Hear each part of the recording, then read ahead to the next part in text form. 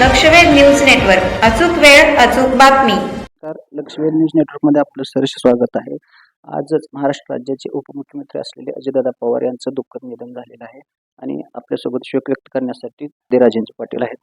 दादा, काय सांगाल आज अजितदादांचं अपघाती निधन?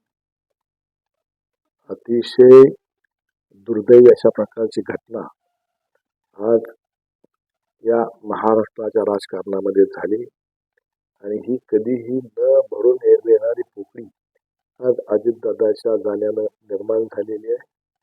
अतिशय कणखर, स्पष्ट, गरिबाच्या कामाची जाण असणारा, निस्वार्थी, निगर्वी अशा प्रकारचं व्यक्तिमत्व आज दुर्दैवानं काळाच्या पडद्यावर गेलं.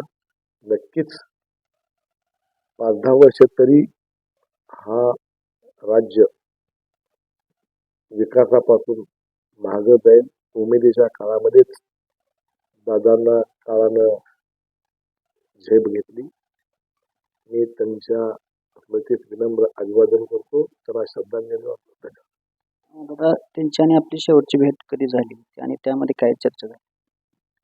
माझ्या आणि त्यांची शेवटची भेट सुमारे 3-4 महिन्यापूर्वी झाली होती.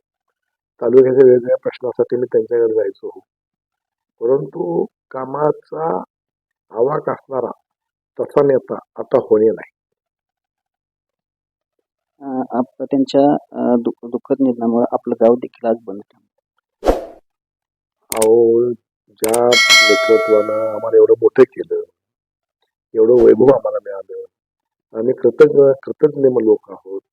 त्यामुळं गाव बंद केलंय मी म्हणजे आमच्या सगळ्या गावकऱ्यांनी शाळा बंद केले आणि सगळ्यांनी आज शेतामध्ये जर तुम्ही गेला तर तिथं सुद्धा काम बंद करून त्यांच्या दुःखात सहभागी होतोय. कारण अनगरला एवढं वैभव आणण्यामध्ये अजितदादांचा सिंहाचा वाटा होता. सध्या चालू असलेला जिल्हा परिषद पंचायत समितीच्या निवडणुकाचा प्रचार देखील आपण बंद ठेवला.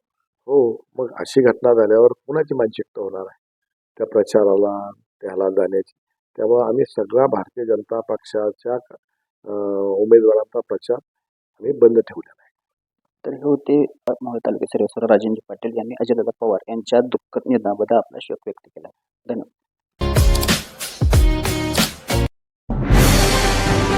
आजच आपल्या लक्षवेध न्यूज नेटवर्क या चॅनलला सबस्क्राईब करा, व्हिडिओला लाईक करा